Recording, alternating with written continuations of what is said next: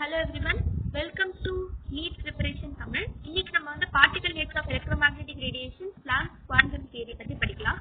Last class நம்ம பார்த்திருந்தோம் wave nature பத்தி, கரெக்ட்டுங்களா? ஸோ wave nature பத்தி லாஸ்ட் கிளாஸ்ல பார்த்திருந்தோம். ஆக்சுவலா நமக்கு தெரியும் லைட் அப்படின்றது dual nature உடையது. It can be either in the form of wave or in the form of particle அப்படின்னு சொல்லி நமக்கு முன்னாடியே தெரியும். ஸோ ஆனா அந்த காலத்துல தெரியுமா அப்படின்னா இல்ல, அந்த காலத்துல வந்து ஏதாவது ஒன்னாதான் இருக்கும். ரெண்டு குரூப் ஆஃப் சயின்டிஸ்ட் வந்து சண்டை போட்டுருந்தாங்க.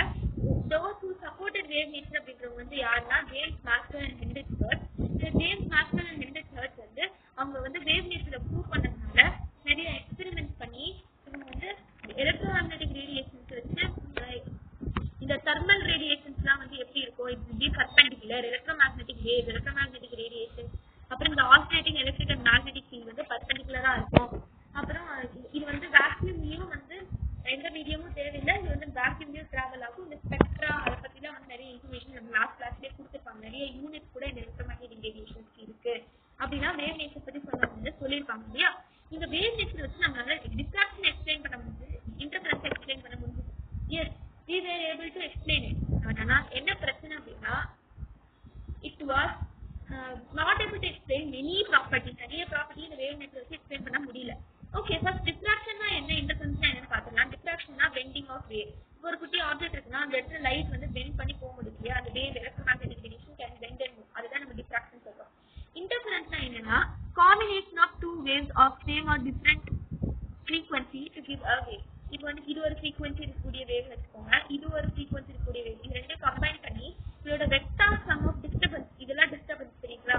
இந்த டிஸ்டர்பன்ஸ் உடைய வெக்டார் சம் எல்லாம் சேர்த்து பாத்தீங்கன்னா உங்களுக்கு வந்து இன்டர்ஃபரன்ஸ் வரும். இந்த ரெண்டு விஷயத்தை நம்ம வேவ் நேச்சர் வச்சு எக்ஸ்பிளைன் பண்ண முடியுது. பட் பார்ட்டிகல் நேச்சர் வச்சு என்னென்ன விஷயத்தை எக்ஸ்பிளைன் பண்ண முடியுது? பார்ட்டிகல் நேச்சரை ஃபர்ஸ்ட் ஆரம்பிச்சது பிளாங்க். நீங்க ஞாபகம் பிபி ஞாபகம், பிளாங்க் பார்ட்டிகல், ஓகேவா? எலக்ட்ரோமேக்னெட்டிக் வேவோட பார்ட்டிகல் நேச்சர். இது வந்து குவாண்டம் தியரின்னு ஒன்று கொடுத்தாரு. அதை பத்தி இந்த லெக்சர் நம்ம டீடைலா பார்க்கலாம். இப்போ நம்ம வந்து வேவ் நேச்சரால எதெல்லாம் வந்து ப்ரூவ் பண்ண முடியல அப்படின்ற விஷயத்தை ஃபர்ஸ்ட் தெரிஞ்சுக்கலாம். எதுக்கு வேவ் நேச்சர் வந்து ஒரு சில இடத்துல என்ன சில இடத்துல வந்து தோத்து போச்சு வேவ் நேச்சர் அப்படின்றத பத்தி பார்க்கலாம். வேவ் நேச்சர் என்ன இடத்துல ப்ரூவ் பண்ண முடியல? Nature of emission of radiation from hot body. பாத்தீங்கன்னா ஒரு ஹாட் பாடி இருக்கு அப்படின்னா பிளாக் பாடின்னு அர்த்தம், சரிங்களா? அதை பத்தி இந்த கிளாஸ் நம்ம டீடைலா பார்க்கலாம். பிளாக் பாடினா என்ன அப்படின்ட்டு. பிளாக் பாடி இருக்கு இல்லையா, இந்த பிளாக் பாடியில இருந்து பிளாக் பாடினா ஒரு கைண்ட் ஆஃப் ஹாட் பாடி, சரிங்களா? அதுல இருந்து வரக்கூடிய எமிஷன் பத்தி இந்த வேவ் நேச்சரால எக்ஸ்பிளைன் பண்ண முடியாது. ஏன்னா அதுல இருந்து வரக்கூடிய எமிஷன் ஆர் நாட் இந்த form of wave, it is இந்த ஃபார்ம் ஆஃப் பார்ட்டிகல். புரியுதா? ஸோ அதனாலதான் என்ன ஆச்சு, இந்த வேவ் நேச்சர் இந்த இடத்துல ஒர்க் அவுட் ஆகல, சரிங்களா? ஃபர்ஸ்ட் வந்து nature of emission of radiation வந்து hot body, black body radiation. ரெண்டாவது பாயிண்ட் என்னன்னா இஜெக்ஷன் ஆஃப் எலக்ட்ரான்ஸ் ஒரு metal surface and radiation strike. இது ஒரு மெட்டல் சர்ஃபேஸ் வைங்க, இதுக்கான நான் ஒரு ரேடியேஷனை ஸ்ட்ரைக் பண்றேன். இது வந்து எலக்ட்ரான்ஸ் வந்து வேவ் நேச்சர்ல வரல, பார்ட்டிகல் மாதிரி தான் வெளியே வருது. இந்த எஃபெக்ட் வந்து போட்டோ எலக்ட்ரிக் எஃபெக்ட்னு சொல்லுவாங்க. இது நம்ம டீடைலா அடுத்த கிளாஸ்ல பார்க்கலாம். இப்போதைக்கு நீங்க நேம் வந்து தெரிஞ்சுக்கோங்க. எஜெக்ஷன் ஆஃப் எலக்ட்ரான்ஸ் இந்த மெட்டல் இந்த radiation strike photo electric effect, black body radiation, இந்த ரெண்டு விஷயம் நம்ம படிப்போம், கரெக்டா? மூணாவது என்ன சொல்றாங்கன்னா வேரியேஷன் ஆஃப் ஹீட், சரிங்களா? Variation of heat capacity of solid as function of temperature. என்ன சொல்றாங்கன்னா variation of heat capacity. So ஒரு ஆப்ஜெக்ட் இருக்கு, அதோட heat capacity வந்து டெம்பரேச்சர் மாற மாற சேஞ்ச் ஆகும். அதோட heat capacity, கரெக்ட்டா? ஒரு டெம்பரேச்சர்ல ஒரு ஆப்ஜெக்ட்டோட heat capacity வந்து ஒரு மாதிரி இருக்கும், இன்னொரு டெம்பரேச்சர்ல அதே ஆப்ஜெக்ட்டோட heat capacity வேறையா இருக்கலாம். இது வேவ் நேச்சரால ப்ரூவ் பண்ணப்படல அப்படிங்கிறது ஒரு குறிப்பிடத்தக்க விஷயம். நாலாவது பாயிண்ட் அவங்க என்ன சொல்றாங்க அப்படின்னா light spectra of atoms with special reference to hydrogen இந்த வேவ் நேச்சரால ப்ரூவ் பண்ண முடியல அப்படின்னு சொல்றாங்க. லைன் ஸ்பெக்ட்ரா ஆஃப் ஹைட்ரஜன் ரொம்ப இம்பார்ட்டன்ட். இதையும் வந்து அடுத்த கிளாஸ் நம்ம பார்க்கலாம், ஒன்னொன்னா டீடைலா பார்க்கலாம், சரிங்களா? Line spectra of atoms with special reference to hydrogen ரொம்ப important. Line spectra of atoms with special reference to hydrogen. Line spectra of atom பத்தி நம்ம அடுத்த கிளாஸ்ல பார்க்கலாம். லைன் ஸ்பெக்ட்ரா ஆஃப் ஆட்டம் ஞாபகம் வச்சுக்கோங்க. லைன் ஸ்பெக்ட்ரா ஆஃப் ஆட்டம் என் கூட இன்னொரு வாட்டி சொல்லுங்க. Line spectra of atom, line spectra of atom with special reference to hydrogen. இந்த 4 பாயிண்ட் வந்து வேவ் நேச்சரால எக்ஸ்பிளைன் பண்ண முடியல. ஒரு क्वेश्चन வரலாம், what are the things that wave nature could not explain? என்னென்ன things குயிக்கா சொல்லிடலாமா? So black body radiation, that is the nature of the emission of radiation from the hot body. அப்புறம் photo electric effect, ejection of electrons in the metal surface when the radiation strikes it. Variation of heat capacity of solid as function of temperature. Variation of heat capacity of solid with respect to temperature. Temperature mara heat capacity of the radiation can be observed in the metal. And line spectra of atom with special reference to 4 point தான். Next, these phenomena indicate that the system can take energy only in discrete amount. All positive energy cannot be taken as a radiated. இப்போ ஒரு object இருக்கு, இது வந்து ஒரு energy வந்து observe பண்ணிக்கிட்டு வச்சுக்கோங்க, எடுத்துக்கிட்டு. இப்போ இது எனர்ஜி அதிகமாயிடுச்சு. இப்போ நான் வந்து டிஸ்கிரீட் பண்ணணும், அதாவது வெளியே வந்து இந்த எனர்ஜியை ரேடியேட் பண்ணணும்.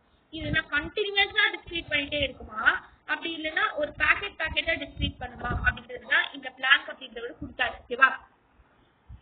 So first வந்து என்ன சொல்றாங்க, it is noteworthy that the first concrete explanation of the phenomenon black body radiation was given by. first வந்து black body radiation கொடுத்தவர் யாருன்னா பிளாங்க். அது நீங்க தெரிஞ்சுக்கோங்க. first பிளாங்க் தான் black body radiation என்ன அப்படின்றத கொடுத்தாரு. இதை நம்ம அண்டர்ஸ்டாண்ட் பண்ணிக்கலாம். hot objects emit electromagnetic radiation ஒரு wide range of wavelength.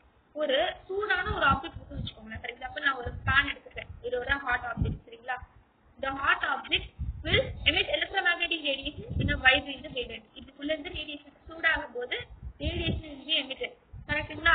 இப்போ at high temperature an appreciable proportion of radiation is in visible region of spectrum. So இது வந்து வர ரேடியேஷன் விசிபிள் ஸ்பெக்ட்ரம்ல இருக்கிறதுனால தான் நம்மளால வந்து பார்க்க முடியுது. நீங்க கவனிச்சிருக்கீங்களா, குக் பண்ணும்போது அந்த புகைலாம் வரும் இல்லையா, இந்த கீழே அடி பிடிக்கும், இதெல்லாம் வந்து விசிபிள் ரேடியேஷன்னால அந்த ரேடியேஷன்ஸை நம்மளால பார்க்க முடியுது.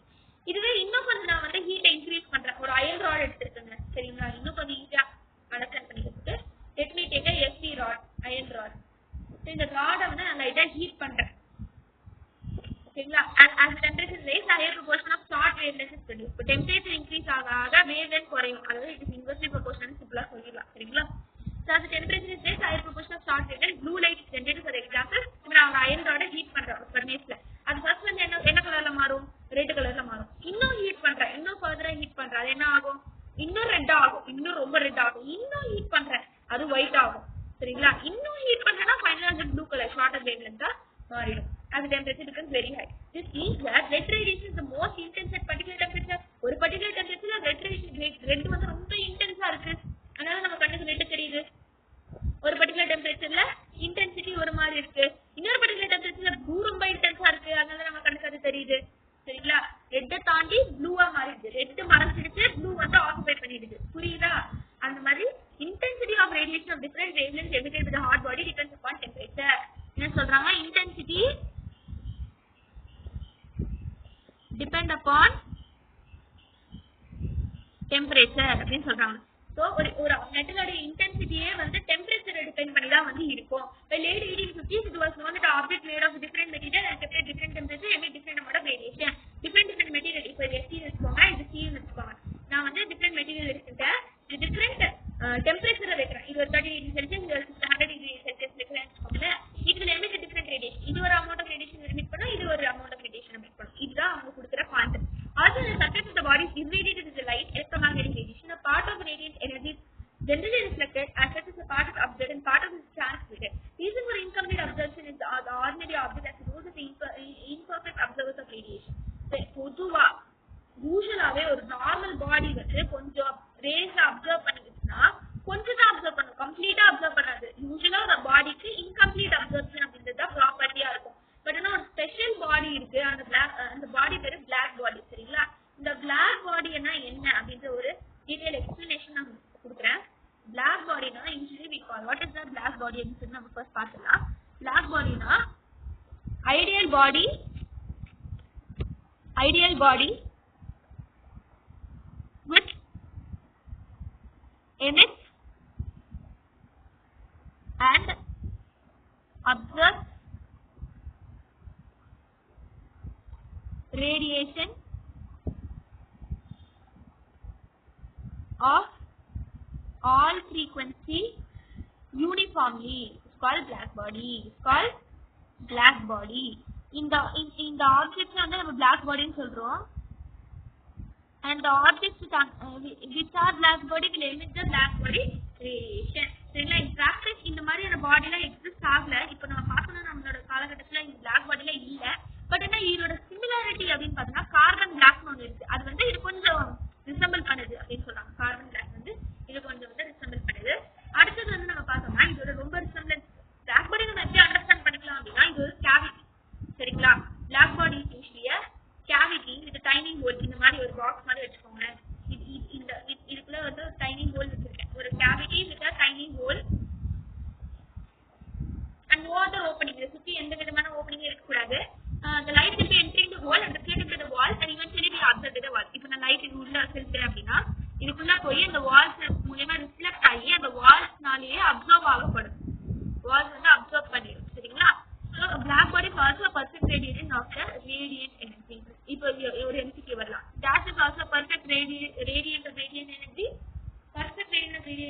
எப்படி பார்த்தோம்னா ரேடியன்ட் எனர்ஜி நம்ம பார்த்துட்டோம்னா இப்போ இதுல வந்து வால்ட் அப்சர்வ் அப்படின்னு சொல்லி கொடுத்துருக்கு கரெக்டா. ஸோ பர்ஃபெக்ட் ஓகே சரி. இப்போ furthermore a black body in the thermal equilibrium is surrounded by radius same amount of energy per unit area and absorbs in the surrounding of any time. So amount of light emitted, intensity of radiation. Intensity na என்ன? First intensity na light emitted. எவ்வளவு light வந்து அது வெளியே வந்து செலுத்துது அப்படின்றது தான் intensity அப்படின்னு சொல்லுவோம். சரிங்களா. So from the black body spectral distribution depends upon the temperature. எவ்வளோ லைட் வந்து எமிட் பண்ணுது, எவ்வளோ ரேடியேஷன் எமிட் பண்ணுது அப்படின்றது it is depending upon the temperature base பண்ணி தான். சரிங்களா. அடுத்தது வந்து அது given temperature intensity of radiation emitted increases with increase in wavelength அதிகமா இருந்ததுன்னா வெளியே வர ரேடியேஷன் அதிகமா இருக்கும். சரிங்களா. and further increase பண்ணும்போது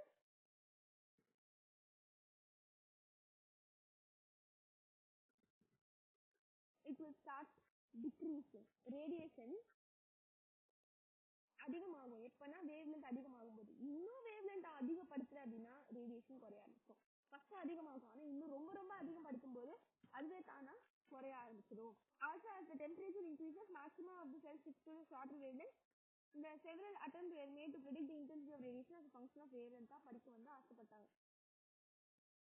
சரிங்களா. அடுத்தது by making the assumption that absorption and emission of radiation arise from the oscillator, atoms in the wall of black body நான் வந்து அதை அப்சர்வ் பண்ணிக்கோ அப்படின்னு சொல்றாங்க. The frequency of oscillation is changed by interaction with oscillators of electromagnetic radiation. Planck assumed that radiation could be subdivided into discrete chunks of energy. First வந்து எப்படி இருந்ததுன்னா radiation அப்படின்றது ஒரு ஆப்ஜெக்ட்ல இருந்து அப்படியே கண்டினியூஸா வந்து ரேடியேஷன் அப்படின்றது ப்ரொடியூஸ் ஆகும் அப்படின்னு சொல்லிட்டு இருந்தாங்க. பட் ஆனா பிளாங்க் வந்தோடனே பிளாங்க் என்ன சொன்னாருன்னா சங்க்ஸ் ஆஃப் எனர்ஜி தான் வந்து வரும் அப்படின்னு சொன்னாரு. சங்க்ஸ் ஆஃப் எனர்ஜினா ஒரு ஆப்ஜெக்ட்ல இருந்து ஒரு பாக்கெட்டா வந்து வரும் அப்படின்னு சொல்லி நம்மளுடைய பிளாங்க் வந்து சொன்னார். சரிங்களா. So he suggested that the atoms and molecules could emit or absorb energy only in discrete quantity. It can emit or absorb energy in discrete quantity தான் அதனால emit and absorb வந்து பண்ண முடியும். in discrete quantity and not in a continuous manner. இதே தானே quantum அப்படின்ற ஒரு பேர் வந்து கொடுத்தாரு. குவாண்டம். இந்த குவாண்டம்னா என்னன்னு பார்க்கலாம். Quantum is the smallest quantity of energy that can be emitted or absorbed in the form of electromagnetic radiation. This is a small packet of energy. சரிங்களா. small packet ன்னு சொல்லலாம், இல்லைன்னா quantity of energy. இதான் quantum வச்சுக்கோங்களேன். இந்த packet தான் quantum சொல்லுவாங்க. இந்த discrete chunks தான் வந்து குவாண்டம் சொல்லுவாங்க. The energy E is the quantum of the radiation proportional to the frequency and can be expressed as. இந்த பிளாங்க் கொடுத்த ஃபைனலான விஷயம் என்ன அப்படின்னா ஒரு ஈக்குவேஷன் கொடுத்தாரு. E is equal to ரொம்ப important. E is equal to hv அப்படின்னு சொல்லி பிளாங்க் குவாண்டம் தியரின்னு சொல்லுவாங்க இத. ஸோ இந்த h அப்படின்றது தான் பிளாங்க் கான்ஸ்டன்ட். அவர் கொடுத்த ஒரு கான்ஸ்டன்ட் தான் h அப்படின்னு சொல்றோம். ஸோ ஹெச்சோட பிளாங்க் கான்ஸ்டன்ட் சொல்லுவாங்க. பிளாங்க் கான்ஸ்டன்டோட வேல்யூ என்ன அப்படின்னு சொல்லி நான் உங்களுக்கு கொடுக்குறேன். பிளாங்க் கான்ஸ்டன்டோட வேல்யூ 6.626 × 10⁻−34 ஜூல் செகண்ட். சரிங்களா. With this theory, Planck was able to explain the distribution of intensity of radiation from black body as a function of frequency or wavelength at a different temperature. இந்த theory வச்சு பிளாங்க்னால வந்து explain பண்ண முடிஞ்சது எதை distribution of intensity in the radiation. So எப்படி வந்து radiation black பாடியில இருந்து ஃபங்க்ஷன் ஆஃப் ஃப்ரீக்வன்சி இல்லைன்னா வேவ்லென்த்தா வந்து போகுது அப்படின்றத எக்ஸ்பிளைன் பண்ண முடிஞ்சுது. குவாண்டமைசேஷன் has been compared to the standing in the staircase. குவாண்டமைசேஷனை இந்த ப்ராசஸ் ஆஃப் குவாண்டமைசேஷனை நீங்க ஸ்டார்கேஸ்ல இருக்கிறதா நீங்க கம்பேர் பண்ணிக்கலாம். சரிங்களா. குவாண்டிமைசேஷனை நீங்க ஸ்டார்கேஸ்ல இருக்கிறதா நீங்க நினைச்சுக்கோங்க. நீங்க வந்து ஸ்டார்கேஸ்ல இப்படி நிக்கிறீங்கன்னு வச்சுக்கோங்க. உங்களால என்ன பண்ண முடியும்? person can stand on any step of the staircase but it is not possible for him or her to stand in between any two steps. இங்க நிக்கலாம் இல்ல இங்க நிக்கலாம், இல்ல இங்க நிக்க முடியுமா? முடியாது. நடுவுல நிக்க முடியாது. The energy can take any one of the values from the following set but cannot take the values between them. அதாவது எனர்ஜியோட வேல்யூ வந்து 1 2 3 இந்த மாதிரி எந்த வேல்யூ வேணா இருக்கலாம். பட் ஃபிராக்ஷனல் வேல்யூ இருக்க முடியாது. Fractional value is not possible அப்படின்றதுக்கு தான் இந்த எக்ஸாம்பிள் தராங்க. சரிங்களா. ஃபிராக்ஷனல் வேல்யூ இருக்க முடியாது.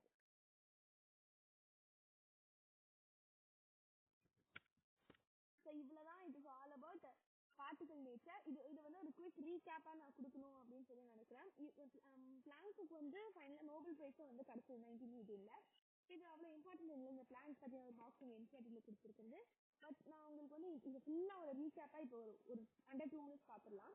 So particle nature electromagnetic radiation Planck's quantum theory என்ன சொல்லுது அப்படின்னா, டிஃப்ராக்ஷன் அண்ட் இன்டர்ஃபரன்ஸ் வேவால ப்ரூவ் பண்ண முடிச்சாலுமே நிறைய விஷயத்தை வேவால ப்ரூவ் பண்ண முடியல வேவ் நேச்சர்னால. அது என்னென்ன? Black body radiation, that is the nature of the emission of radiation from the hot bodies. Rejection of electrons in the metal surface with the radiation cycles is known as photoelectric effect.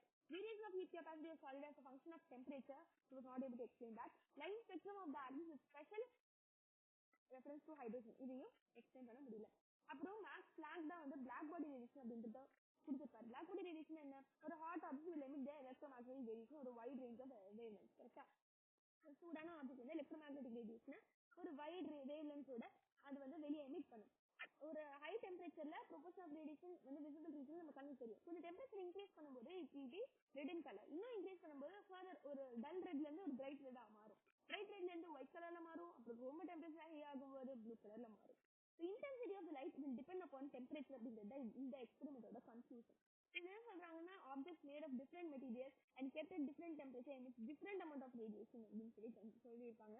and it is transmitted. The reason of incomplete combustion, பொதுவா எல்லா ஆப்ஜெக்ட்லயும் வந்து absorption வந்து இன்கம்ப்ளீட்டா தான் பண்ணும். உள்ள எல்லா radiation observe பண்ணிக்காது. But என்ன ஒரு ஸ்பெஷல் பாடி இருக்கு, அதாவது ideal body which absorbs or emits the radiation of all frequency uniformly is known as black body. Black body ஒரு definition ரொம்ப important. and இந்த பாடி emit பண்ற radiation type தான் black body radiation. What is black body? It is the black body is the ideal body which emits and absorbs the radiation of all frequencies uniformly. சரிங்களா? இப்போ இந்த மாதிரி black பாடியில exist ஆகல. But carbon black வந்து கிட்டத்தட்ட approximate black body. ஒரு good physical approximation என்ன அப்படின்னா, பிளாக் பாடிக்கு ஒரு கேவிட்டி இருக்கு வித் அ டைனி ஹோல். அதுக்கு வந்து வேற எந்த விதமான ஒரு ஓப்பனிங்கும் இல்லை அப்படின்னா, அந்த ஹோல் மூலியமா போகக்கூடிய அந்த electromagnetic radiation will be reflected by the wall and eventually it is being absorbed by the wall. சரிங்களா? இதுதான் ஒரு பிளாக் பாடி அப்படின்றது ஒரு perfect radiator of the radiant energy. சரிங்களா? அதே மாதிரி வெளியே கொடுக்குற அமௌண்ட்டும் ரேடியன்ட் எனர்ஜியை தான் வெளியே கொடுக்கும். சரிங்களா?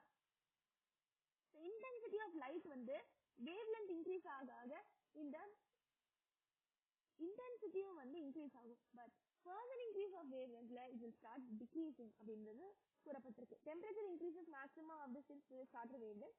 Temperature attempts were made by the பிரெடிக்டிங்.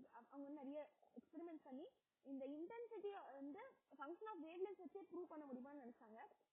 அப்படி ப்ரூவ் பண்ண முடிஞ்சதுதான் வந்து பிளாங்கோட குவாண்டம் தியரி. இந்த குவாண்டம் தியரியில என்ன பண்ணாரு அப்படின்னா, பிளாங்க் வந்து என்ன சொன்னார் அப்படின்னா, absorption or emission of the radiation arises வந்து ஆசிலேட்டர் அப்படின்னு சொல்றாரு. ஃப்ரீக்வன்சி ஆஃப் ஆசிலேட்டர் வந்து சேஞ்ச் ஆயிட்டே இருக்கு அப்படின்னு சொன்னாரு. அவர் என்ன சொல்றாருன்னா, ஒரு ஆப்ஜெக்ட் எமிட் பண்ணக்கூடிய அந்த ரேடியேஷன் அப்படின்றது கண்டினியூஸா இருக்காது, சங்க்ஸ் ஆஃப் எனர்ஜியா தான் இருக்கும் அப்படின்னு சொல்றாரு. இந்த சங்க்ஸ் ஆஃப் எனர்ஜிக்கு ஒரு பேரும் சூத்துறாரு. அது பேர் தான் குவாண்டம். குவாண்டம்னா smallest quantity of energy that can be emitted or absorbed in the form of electromagnetic radiation. குட்டி குட்டி packet small quantity of energy it could be emitted அப்படி இல்லைன்னா absorbed. வெளியே கொடுக்கறது இல்ல அப்சர்வ் பண்ணிக்கிற அந்த packets of energy, சரிங்களா, in the form of electromagnetic radiation. electromagnetic radiations அந்த chunks வந்து இந்த மாதிரி சொல்ல போனா, சரிங்களா, chunks வந்து electromagnetic radiations ஒரு பாக்கெட்டா ஒரு குட்டி குட்டி பாக்கெட்டா வந்து வருது. இந்த ஸ்மால் குவான்டிட்டியில electromagnetic radiation could be absorbed or emitted. Small quantity அதுதான் வந்து என்ன சொல்றாங்கன்னா குவாண்டம் அப்படின்னு வந்து அவர் பேர் இடுறாரு. அதுக்கப்புறம் அவர் ஒரு இம்பார்ட்டன்டான ஒரு ஈக்குவேஷன் தராரு, E is equal to hv, where h is the Planck's constant. அதோட வேல்யூ வந்து என்னன்னு பாத்தீங்கன்னா, இதை மெமரைஸ் பண்ணிக்கோங்க, 6.626 into 10 to the power minus 34 joule second. very very important value. 6.626 into 10 to the power minus 34. என் கூடயே எல்லாரும் ஒரு 5 வாட்டி சொல்லுங்க. 6.626 into 10 to the power minus 34. 6.626 into 10 to the power minus 34. 6.626 into 10 to the power minus 34. 6.626 into 10 to the power minus 34. இதை ஞாபகத்துக்கு ஒரு trick தரலாம் அப்படின்னு நினைக்கிறேன். 666 வந்துடும். சரிங்களா? 666 வந்துடும். இப்ப பாருங்க 2 இருக்கா, 2. இப்போ நீங்க என்ன பண்றீங்கன்னா 6 மல்டிப்ளை பண்ணுங்க, என்ன வரும்? 36. இந்த 2 சப்ராக்ட் பண்ணுங்க, -2 34. இந்த -2 அப்படின்னா இங்க மைனஸ் அப்படியே போட்டுக்கோங்க, 34 எழுதிக்கோங்க, 10 to the power minus 34. சரிங்களா? இப்படிதான் நம்ம வந்து பிளாங்க் கான்ஸ்டன்ட் ஞாபகம் வச்சுக்கலாம். எப்படி 6.626 into 10 to the power minus 34 joule second. யூனிட்டி ஞாபகம் வச்சுக்கோங்க. Planck's constant unit. சரிங்களா? இந்த தியரி வச்சு பிளாங்கால எக்ஸ்பிளைன் பண்ண முடிஞ்சது. எதை? Distribution of intensity of radiation as a function of frequency அப்படி இல்லைன்னா வேவ்லென்த். ஃபங்க்ஷன் ஆஃப் ஃப்ரீக்வன்சி இல்ல வேவ்லென்த் தான் வந்து இன்டென்சிட்டியை அவரால் வந்து டிஸ்கிரைப் பண்ண முடிஞ்சது. சரிங்களா? குவான்டைசேஷன் அப்படின்றது ஒரு ஸ்டார்கேஸ்ல நிக்கிறதா கம்பேர் பண்றாங்க. ஒரு ஸ்டார்கேஸ்ல நீங்க ஒண்ணு முழுசா நிக்க முடியும், ஆனா 2 ஸ்டார்கேஸ் நடுவில் நிக்க முடியுமா? முடியாது. அதனால அதோட வேல்யூ வந்து ஒரு ஹோல் நம்பரா இருக்கலாம், இல்ல இன்டீஜரா இருக்கலாம், அப்படி வேணா இருக்கலாம். பட் ஃபிராக்ஷனல் வேல்யூ வந்து இருக்க முடியாது. NHV அப்படிதான் இதை ரெப்ரசென்ட் பண்ண முடியும் அப்படின்னு சொல்லி Planck's quantum theory or particle nature of electromagnetic radiation இந்த வீடியோவை இதோட முடிக்கிறேன். அடுத்த வீடியோல இன்னும் ஒரு டீடைலான explanation of the photoelectric effects and other effects வந்து நம்ம டீடைலா பார்ப்போம். இப்போ நம்ம black body radiation first point of wave nature which could not wave நேச்சரால ப்ரூவ் பண்ண முடியாத ஒரு ஃபர்ஸ்ட் பாயிண்ட் தான் நான் என்ன சொன்னேன், பிளாக் பாடி ரேடியேஷன் பார்த்தோம். அதை பத்தி இந்த வீடியோலயே நம்ம பார்த்தாச்சு. அடுத்த வீடியோல நம்ம போட்டோ எலக்ட்ரிக் எஃபெக்ட்ஸ் பத்தி பார்க்கலாம். அதுக்கு அடுத்த வீடியோல லைன் ஸ்பெக்ட்ரா அந்த மாதிரியான விஷயங்கள் பத்தி டீடைலா பார்ப்போம். இந்த வீடியோ உங்களுக்கு பிடிச்சிருந்தா இந்த சேனலை சப்ஸ்கிரைப் பண்ணிடுங்க. இந்த வீடியோக்கு ஒரு லைக்கும் கொடுத்துருங்க. பாய்.